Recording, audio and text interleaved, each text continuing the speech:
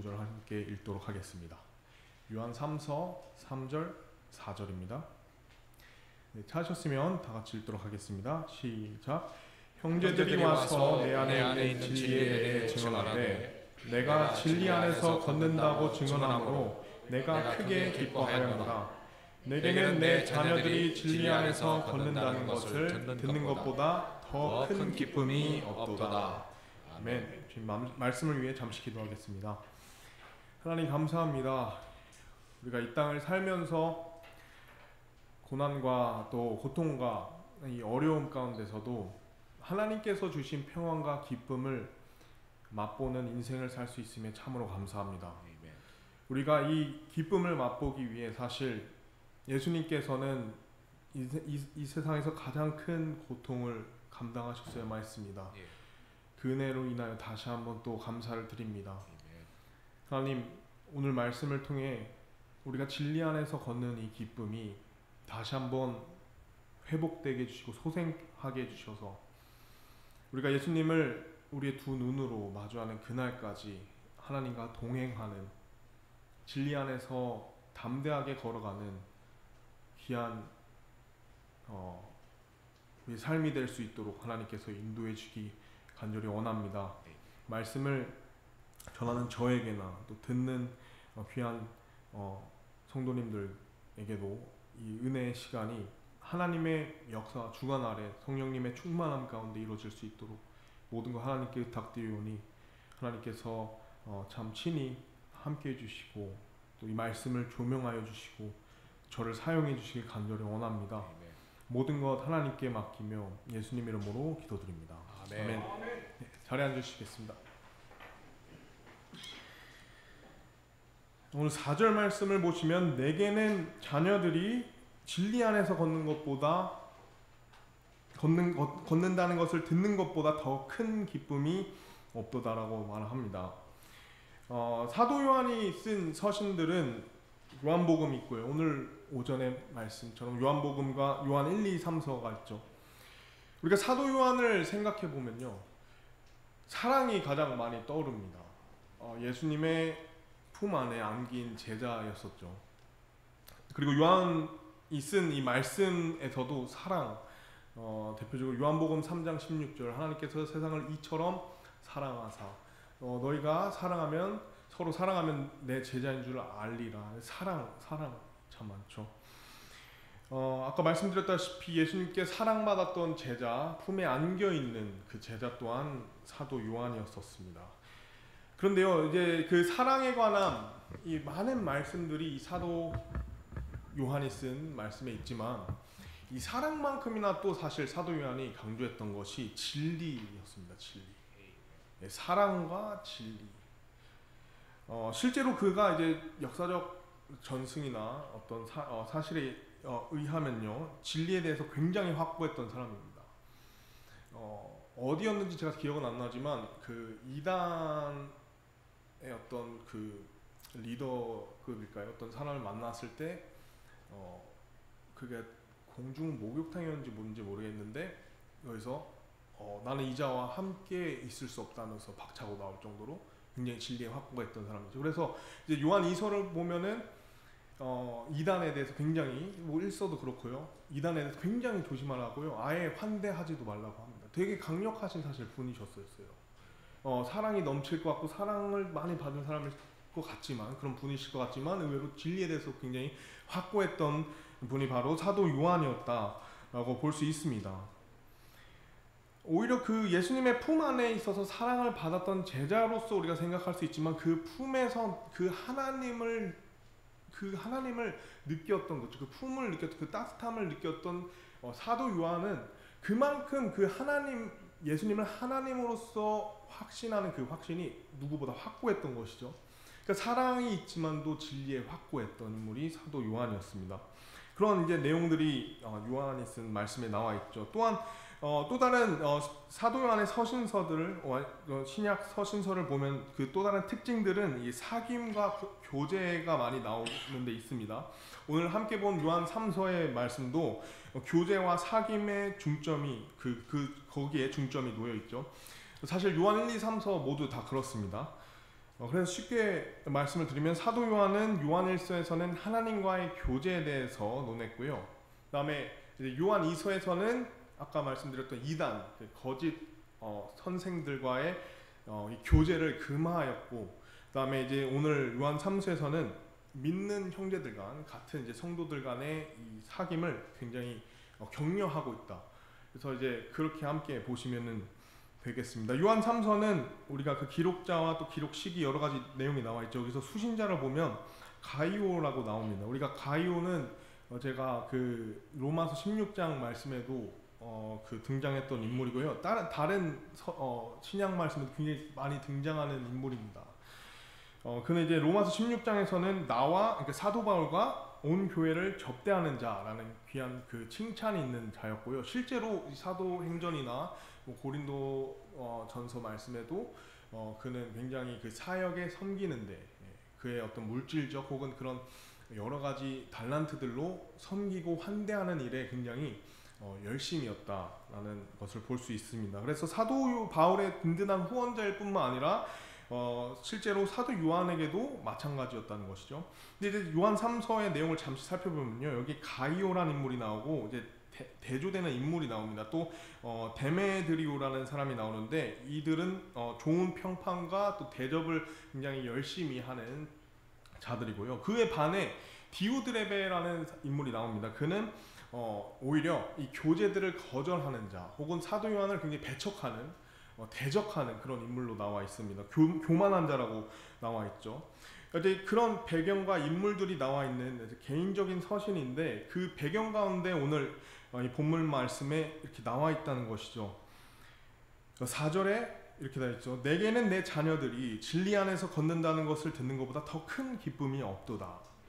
여기서 내 자녀들은 혈육의 의미가 아니라 사실 영적인 의미로서 성도들, 그죠? 어떤 제자들, 양육한 그런 믿음의 같은 믿음을 가진 사람들을 나타내는 것입니다. 그런데 이제 이런 고백을 하는 거예요. 내게는, 사도 요한에게는 내 자녀들이 진리 안에서 걷는다는 것을 내가 듣는 게 가장 큰 기쁨이다. 그런 고백을 하는 것입니다. 사실 이 당시에 이제 주후 90년경이라고 여기 기록 시기가 돼 있는데 노년을 이제 보내는 사도 요한이었던 것이죠. 그때 이제 인생에 여러 가지 참 회상을 하면서 기쁨들이 있을 거 아니에요. 근데 그 기쁨들이 뭐 개인의 업적이 될 수 있고 또 뭐 성공의 스토리, 뭐 부, 명예 여러 가지가 될 수 있지만 사도 요한은 다 그것을 배제하고요. 그에게 가장 큰 기쁨 하나가 바로 내 자녀들이 진리 안에 걷는 것. 그것을 내가 듣는 것보다 더 큰 기쁨이 없다라고 얘기하는 것입니다. 어쩌면 우리 교회 담임 목사님께서도 가장 큰 기쁨이 있다면 그런 기쁨이 아닐까 싶습니다. 우리 교회 귀한 성도님들께서 진리 안에 걷는다. 그 진리 안에 열매를 맺고 계시는 것, 진리 안에 어떤 간증들을 목사님께서 보시면 가장 큰 보람이 있으실 거고 또 가장 큰 동기를 또 여전히 받으실 것이라고 생각이 됩니다. 또 가정에서도 마찬가지죠. 내 자녀가 진리 안에서 걷는다는 것을 보는 것 혹은 그것을 듣는 것보다 그 믿음의 부모님들께 가장 큰 기쁨이 된다는 사실입니다. 그래서 저는 이 진리 안에서 걷는다. 이것이 과연 우리에게 어떤 삶의 교훈과 또 영적 진리를 주는지 함께 은혜 말씀을 살펴보기를 원합니다. 먼저 우리가 살펴볼 부분은요, 진리 안에. 그러니까 과연 무엇이 진리인가? 또 그 안에 걷는다는 것이 무엇인가? 함께 살펴보기를 원합니다. 진리 안에서 걷는다. 저는 그 진리 안에서 걷는다라는 것을 생각을 해보면서 생각났던 구절이 하나가 있는데요. 요한복음 14장 6절입니다. 너무 잘 아시죠? 예수님께서 그에게 이르시되 내가 곧 길이요 진리요 생명이니 나를 통하지 않고서는 아무도 아버지께 오지 못하느니라 라고 말씀하고 있습니다. 예수님께서는 즉 자신이 곧 진리일 뿐만 아니라 길도 되신다는 것이죠. 생명이 되신다는 것이죠. 진리 안에 걷는다 라는 내용을 생각해 봤을 때 이 구절이 생각이 나는 것입니다. 진리 안에 걷는다, 또 진리 안에 있다는 것은 먼저 우리가 기억할 것은 바로 예수님 안에서 걷는다는 것이죠. 예수님 안에서. 사실 사도 요한이 이 요한 1, 2, 3서를 통해서 혹은 요한복음을 통해서 말하는 진리는요, 예수님께서 곧 하나님의 아들이시고 메시아시고 그리스도이심을 말하는 것입니다. 더 나아가서 그분께서 육체를 입으시고 실제로 이 땅에 직접 오시고 그분을 보고 만지고 또 그분의 음성을 들은 그런 확고한 증언이 담겨있는 것이 요한복음이고 요한 1서, 2서, 3서. 그 요한에게 있어서 진리란 곧 그 예수님의 실제, 그러니까 하나님 아들의 이 땅에 오심을 전하는 것, 이것이 진리였던 것입니다. 뿐만 아니라 이 땅에 오셔서 어떻게 하셨죠? 모든 인류를 위해 그 죄를 해결하시기 위해 십자가에 달려 죽으시고 묻히신 지 3일 만에 부활하셨다는 것. 이 복음이 곧 진리였다는 것입니다. 그것을 부정하는 자는 적그리스도라고 얘기했습니다. 그들과는 상종조차 하지 말라고 했습니다. 왜냐하면 사도 요한은 그 품에서, 그 예수님의 품 안에서 하나님의 임재, 하나님과 함께하는 그 경험을 했기 때문이죠. 뿐만 아니라 부활하신 예수님을 직접 본 인물이기 때문입니다. 오늘날 우리에게도 마찬가지로 이 사도 요한이 진리라고 말했던 이 진리가 곧 우리에게도 여전히 진리라는 사실을 우리는 기억해야 되는 것입니다. 그러므로 우리는 믿습니다. 우리는 예수님께서 하나님이심을 믿고요, 그 안에서 우리는 걷고 있는 존재들입니다. 우리는 여전히 믿고 있습니다. 예수님께서 육체를 입고 2000년 전에 이 땅에 오신 분이라는 것, 그리고 우리는 그 안에서 걷고 있는 자들이죠. 우리는 여전히 믿고 있습니다. 예수님께서 처녀 마리아를 통해서 탄생하신 사실을 믿습니다. 너무나도 중요한 사실이죠. 예수님께서 인간의 몸으로 입고 오셨지만 인간처럼 똑같이 태어나신 게 아니라 특별한 탄생을 하셨다는 것이죠. 우리는 여전히 믿습니다. 그렇기 때문에 그분은 이 땅에서 유일하게 죄 없으신 상태로 나오신 분이라는 것을요, 우리는 그 안에 걷는 하나님의 자녀라는 것입니다. 우리는 여전히 믿기를 예수님께서는 이제는 그 죄 없는 상태로 오셔서 그 목적은 곧 인류의 모든 죄를 구원하시기 위한 그 놀라운 사명을 지니셨던 분이시라는 것을 믿고 우린 그 안에 걷고 있습니다. 우린 또한 믿고 있는 것을 예수님께서 그 죄를 이제는 담당하시기 위해 십자가에 달려 돌아가시면서 이제는 외치시기를 다 이루었다. 더 이상의 정죄함이 없고 더 이상의 사망이 없고 이제는 나를 통해서 아버지께 나아갈 수 있는 이 길이, 내가 곧 진리가 되어서 내가 생명이 되어서 모든 것을, 이 죄값을 다 이룬 그 예수님의 외치심을 우리는 믿는 자들입니다. 그 안에 걷는 자들이죠. 뿐만 아니라 예수님께서는 이제는 죽으시고 묻히신 지 3일 만에 무덤에서 부활하셔서 이 사망을 이기신, 그리고 구원을 온전하게 완성시킨 그 사실을 믿는 자들이고 우리는 그 안에 걷는 하나님의 자녀라는 사실입니다. 여기서 그치는 것이 아니라 우리는 여전히 더욱 우리는 믿고 또 믿기를, 우리는 이제 그 예수님께서 다시 올라가신 그 모습 그대로 내려오시고 우리가 공중에서 예수님을 만나 뵈는 그 소망을 믿는 자들인 것이죠. 우리는 그 안에서 걷는다는 것입니다.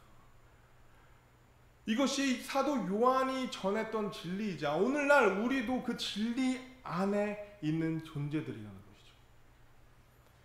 아무리 세상이 정말 그 예수님의 그 신성을, 그 인성을, 또 그 죽음과 묻히심과 부활하심을 비방하고 과학적인 나름의 철학들로 그것을 묻히려 할지라도 우리는 그 옛부터 전한 복음을 믿는 자들이고 그 안에서 걷는 자들인 것을 항상 기억해야 된다는 것입니다.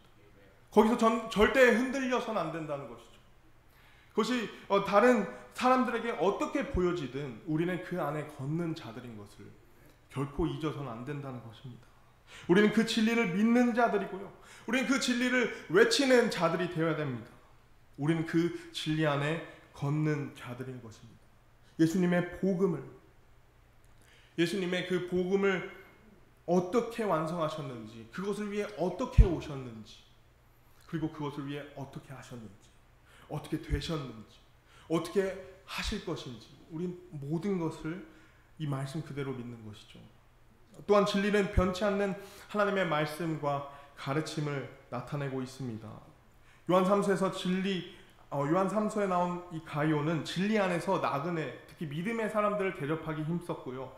믿음의 가정과 장로들을 더욱이 섬기는 그 말씀 그대로, 그 가르침 그대로를 행했던 인물이었던 것입니다. 그에 반해 디오드레베는 오히려 그 가르침들을 거부하는 자였고요. 믿음의 사람들을 거절하는 자였고요. 굉장히 오만한 인물이었습니다. 즉 누군가는 그 진리 안에 거하였던 자고 또 누군가는 진리 밖에서 행했던 자는 것을 요한 3서를 통해서 볼 수 있는 것이죠. 그러므로 오늘날 우리에게 주어진 이 질문은 우리를 되돌아보게끔 만들 것입니다. 우리가 먼저 살펴볼 것은 바로 내가 이 진리 안에 있는가, 즉 내가 이 가르침을 받은 대로 말씀을 행하고 있는가, 혹은 그와 전혀 반대의 삶을 살고 있는가. 누군가는 이 진리 안에 가이오처럼, 또 누군가는 진리 밖에 이 디오드레베처럼 우리 삶이 구분될 수 있다는 것이죠.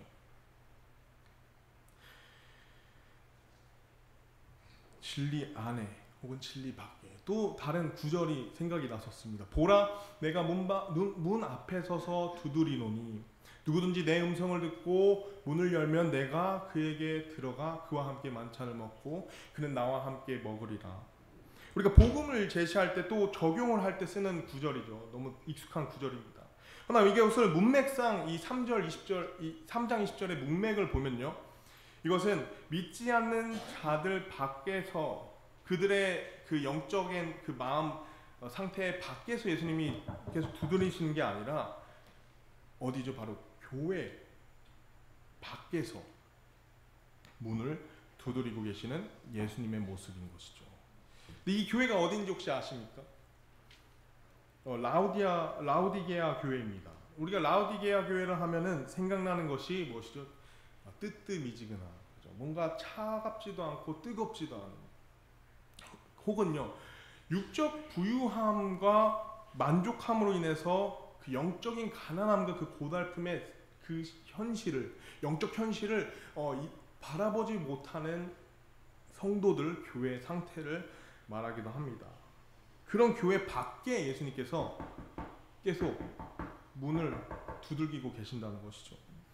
이를 통해서 우리가 자신을 돌아볼 수 있는 것이 이 진리 안에 있는가 밖에 있는가. 우리가 당연히 이 신분상의 진리 밖에 있는 것이 꼭 우리가 구원을 잃어버린 그런 것을 얘기하는 것이 아니라 우리의 삶의 모습이 그러할 수 있다는 것이죠. 우리 자신을 되돌아보기를 이 라우디게아 교회처럼 내가 진리 안에 여전히 거하고 있는가, 걷고 있는가, 혹은 그 밖에 있는가를 확인해 볼 수 있는 것은 사실 나의 영적 발급함이 지금 어떠한가를 보시면 됩니다. 나의 육적인 삶이 부유함과 만족함을 주고 있어서 이 영적인 안일함에 빠져 있다면 어쩌면요, 우리는 이 라우디게아 교회처럼 예수님이 우리의 삶 문 밖에서 그 주인이 되셔야 되는 그분께서 우리의 마음 문을 두드리고 계신 그런 모습일 수 있다는 것이죠. 과연 우리의 삶이 어떠한가? 우리가 살펴볼 수 있습니다.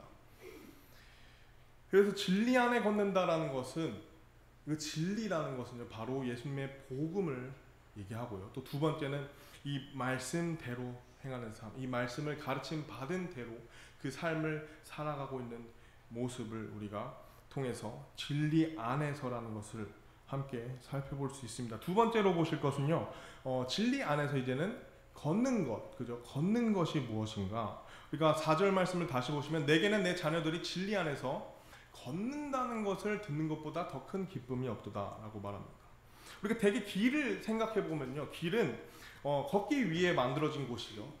또 걸었기 때문에 만들어진 곳이기도 합니다. 예를 들면 산 길이 있죠.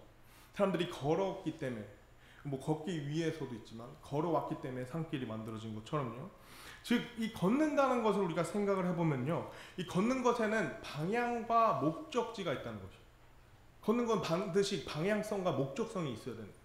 그냥 때로는 우리가 하염없이 걷기도 합니다. 근데 대부분 우리가 걷는 것은 어떤 목적과 방향이 있다는 거죠. 걷는 것에 대한 성경의 여러 구절들이 있는데 이를 함께 나누면서 은혜가 되기를 원합니다. 참 저는 흥미로웠었습니다. 먼저 시편 84편 11편 말씀에 보시면 11절에 이는 주 하나님께서 해와 방패이시기 때문이다. 주께서 은혜와 영광을 주시며 뭐라고 나와있죠? 올바르게 걷는 자들에게 좋은 것을 아끼지 아니하시리라. 그러니까 어떤 길을 걸으면요, 하나님께서는요 그 길을 걷는 자들한테 좋은 것들을 아끼지 않고 주신다는 거예요. 그런 길이 있고 그런 걸음이 있고 그런 방향과 목적이 있다는 것이죠. 또 다른 구절을 보시면요, 전도서 11장 9절 말씀에 오 청년이여 내 젊은 때를 기뻐하라. 내 젊은 시절에 너의 마음이 너를 기쁘게 하며 내 마음이 원하는 길들로 걷고 내 눈이 보는 대로 걸으라. 그러나 너는 이 모든 일들로 인해 하나님께서 너를 심판자리로 데려갈 줄 알라. 어떤 길은 걸으면요 내 자신한테 기쁨이 되고 내 자신의 원함이 되고 내 눈에 보이는 대로 걷는데 그 끝은 심판 자리로 가게 된다는 것이죠.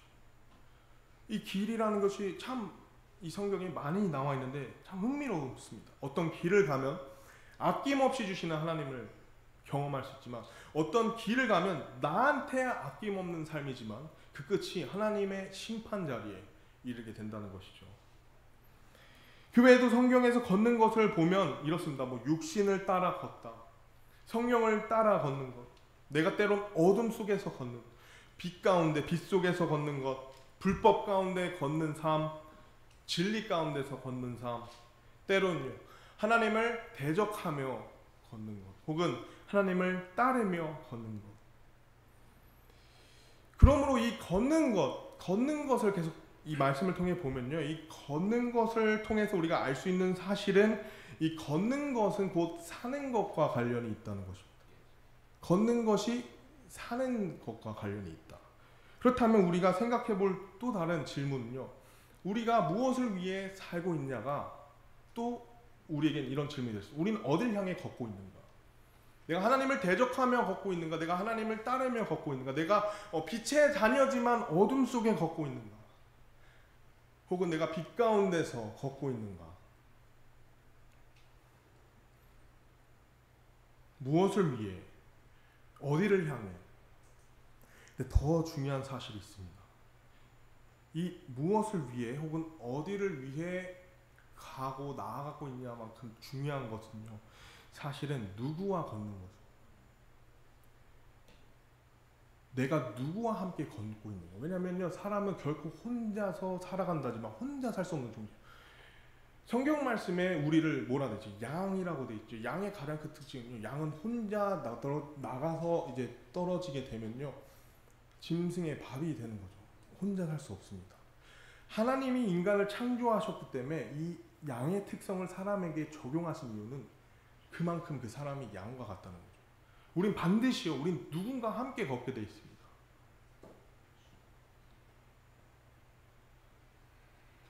여기서 이제 누구와 걷는다라는 것이, 이 걷는다는 것이 어떻게 또 적용이 되냐면, 잠언에서는요, 지혜로운 자와 함께 걷는 자, 어리석은 자와 함께 걷는 자에 대해서 계속해서 대조되고 있습니다. 성경에서는 믿지 않는 자와 함께 걷지 말라 하죠. 멍에를 매지 말라 하죠. 그리고 무엇보다 성경에서는 가장 좋은 사귐과 가장 좋은 교제에 대해서 바로 하나님과의 동행함 얘기하고 있습니다. 하나님과의 동행함. 하나님과 동행하는 것이 가장 좋은 사귐이자 가장 좋은 교제라는 것이죠. 이 구절을 또 이 내용을 생각할 때 저는 계속해서 또 생각난 인물이 있습니다. 하나님과 동행했던 인물. 오늘 찬양에서도 이 가사가 나왔는데 혹시 누군지 아십니까? 예, 에녹이죠. 에녹이 있습니다. 그 에녹에 대한 말씀은 이제 창세기 5장 19절로 24절 말씀인데요. 이렇게 나와 있습니다. 에녹을 낳은 뒤 800년을 살며 아들 딸들을 낳더라. 야렛의 전생에는 962년이었고 그가 죽으니라. 이제 에녹이 나오죠. 에녹은 65년을 살며 무드셀라를 낳았고, 무드셀라를 낳은 뒤 300년 동안 하나님과 함께 걸으며 아들 딸들을 낳았더라. 에녹의 전생에는 365년이라. 에녹이 하나님과 함께 걸었는데 하나님께서 그를 데려가셨으므로 그가 세상에 있지 아니하더라. 우리 24절을 함께 읽을까요? 에녹이, 여기서 읽겠습니다. 에녹이, 시작. 에녹이 하나님과 함께 걸었는데 하나님께서 그를 데려가셨으므로 그가 세상에 있지 아니하더라. 그래서 여기서 하나님과 함께 걸었다, 동행이죠. 함께 걸었다는 것의 의미는 바로 하나님과 교제했다는 것입니다.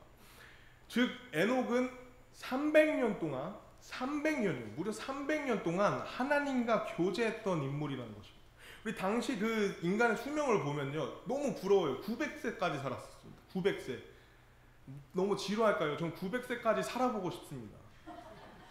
완전 지금 애기죠. 30살 완전 애기죠. 인생에 뭘 아냐고 막 이렇게 할 것 같아요. 900세. 근데 에녹은 그러면 약 3분의 1밖에 못 산 인물인데, 우리로 기준으로 해봤을 때 이제 90세라고 만약에 수명을 잡는다면 에녹은 30세 정도 살았던 것입니다.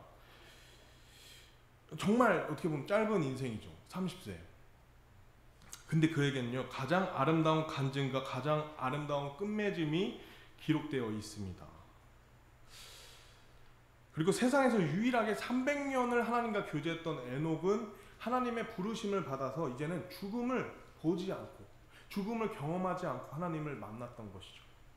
300년 동안 하나님과 교제하며 이제 하나님이 데려가셔서 세상에 있지는 않지만 하나님과 함께 죽음을 넘어 만났던 인물이었던 것입니다.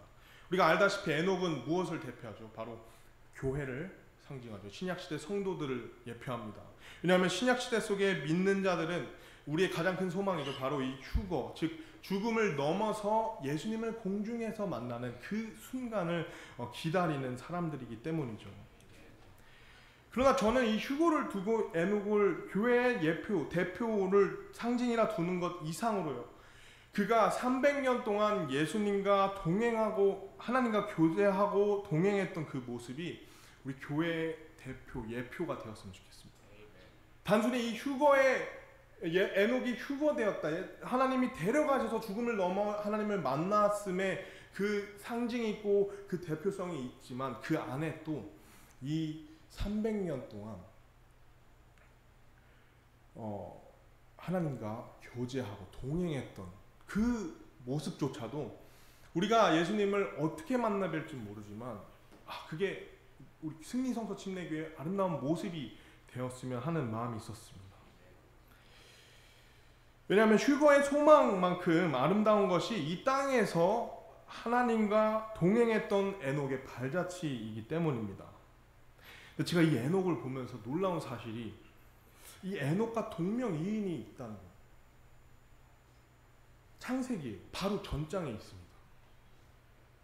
근데 그 인물이 바로 가인의 아들 에녹입니다. 네. 가인이 자기 아내를 알았더니 그녀가 수태하여 에녹을 낳았으므로 그가 한 도시를 세우고 자기 아들의 이름을 따라 그의 도시의 이름을 에녹이라 하니라. 그러니까 가인이 알다시피 인류의 최초의 살인자죠. 근데 하나님께서는 그 은혜 하나님이시잖아요. 가인에게 보복하는 자에게 내가 7배 보복하겠다. 그래서 그 표를 남깁니다. 근데요, 그 말씀 보면요, 이제 주 앞에 떠나, 가인이 주 앞에 떠나 그 다음에 이 일들이 일어나는 거죠. 즉 도시를 지었다는 것입니다. 하나님을 떠난 가인이 이제는 도시를 짓고 성벽을 쌓아서 사람들과의 교제를 끊었던 것이죠. 자기만의 그 성을, 도시를 쌓고 그 장벽을 지었던 것입니다. 하나님의 은혜, 보복을 하리라, 내가 너를 지켜주겠다, 내가 너와 함께 하겠다라는 그 약속을 넘어 인간적인 두려움을 갖고 그런 일들을 행했던 것이죠. 하나님의 약속을 신뢰하지 않았던 것이죠. 그리고 그의 아들 이제 에녹이 그 땅에 태어나자 그 도시의 이름을 에녹이라고 지은 것입니다. 당연히 가인의 아들 에녹은 하나님을 알지 못했죠. 하나님과 동행하지 않았습니다. 자신의 이름을 지는 그 도시에서 하나님의 약속과 은혜를 그의 아버지를 통해 듣지 못하고 이 세상의 부와 명예를 즐기며 살아갔을 것입니다. 그는 아마 또 다른 에녹보다는 더 오래 살았을 수도 있죠. 그 긴 수명을 즐기면서 살았을 수 있을 것입니다. 더 많은 부와 명예를, 또 그 도시를 그 안에서 하나님과 교제는 끊어지고 하나님과의 동행함은 없이 살았을 것입니다. 자신의 이름을 지닌 도시가 있었고 그 안에서 풍족하고 만족해하며 살아갔을 것입니다. 그러나 그는 오늘 부인부께서 찬양하셨던 그 찬양처럼 하나님과의 동행, 그 교제의 참 기쁨을 맛보지 못했을 것입니다. 그 같은 에녹이, 같은 이름을 지닌 에녹이 서로 다른 굉장히 대조되는 삶을 살았던 것입니다. 짧은 수명이었지만, 긴 수명임에도 불구하고 교제를, 하나님과 함께함을 몰랐던 그 에녹. 비록 그 다른 사람들에 비해 짧은 인생을 살았지만 그 300년 동안 하나님과 교제하면서 그 참된 기쁨을 맛봤던 그 에녹. 그러면서 저는 이런 질문을 드리고 싶습니다. 우리가 지금 오늘날 우리가 어떤 에녹처럼 살아가고 있는지, 또 어떤 에녹으로서 우리가 살아가고자 하는지. 우리가 이 걷는다, 동행한다는 것이 여러 의미가 있지만 오늘 에녹을 통해 볼 수 있는 것은요, 교제함 있다는 것이죠. 우리는 사실 그 특권이 있는 것입니다. 그 놀라운 복을 소유한 자들이 하나님과 교제하는, 하나님의 영광을 매일 누리며 살아가는, 매일 300년까지는 안 되겠지만 우리 인생의 대부분을 누릴 수 있는 귀한 은혜가 있다는 것이죠. 그러나 우리는 그 은혜를 멀리한 채 이 땅에서 나의 이름을 지닌 무언가를 짓고 그 안에서 하나님의 약속을 잊은 채 이 땅에서 살아갈 수 있다는 것입니다. 결론으로요, 그러면 우리가 진리 안에서 걷는다. 진리가 무엇인지, 이 걷는 것이 무엇인지를 살펴봤고요. 이제는 그렇다면 우리가 진리 안에서 걷는데 어떻게 우리가 걸을 수 있는지 함께 살펴보길 원합니다. 첫 번째, 우리는 걷기 전에 꿇어야 합니다. 우리는 걷기 전에 우리의 무릎을 꿇어야 되는 것이죠. 즉 우리는 우리의 걸음에 앞서, 우리의 방향과 우리의 그 길에 앞서 우리는 하나님께 그 길을 여쭈어야 한다는 것입니다. 예레미야서 42장 13절 말씀 보시면요, 함께 읽도록 하겠습니다. 주 당신의 하나님께서 우리가 걸어갈 길과 우리가 해야 할 일을 우리에게 보이시기를 원하나이다. 우리가 걸어갈 길, 또 우리가 해야 할 일, 그것을 우리에게 하나님께서 보이시기를 원합니다. 하나님, 내 걸어갈 길을 보여주십시오. 하나님, 내가 이 땅에서 해야 할 일을 저에게 보여주시기를 원합니다. 우리는 그 길을 걷기 전에, 그 길을 선택하기 전에 우리는 무릎을 꿇고 하나님께 기도해야 된다. 제가 삶을 통해 느낀 지혜는, 우리 각 사람을 만드신 하나님께서 그 각 사람을 향한 특별한 사명들이 각 사람에게 특별하게 있다는 사실입니다. 그것을 발견하고 선택하는 것은 우리의 일인 것이죠. 그리고 그 일을 알기 위해선 우리는 하나님께 구해야 된다는 것이죠. 하나님께 여쭈어 봐야 된다는 것이죠. 내가 걸어가야 될 길, 내가 해야 할 일, 그것을 우리가 물어봐야 된다는 것입니다. 두 번째는 우리 옛 행로와 선한 길을 물어봅니다. 길이라는 것이 자기 걷기 위해서도 있지만 걸었기 때문에도 생겼다고 했습니다.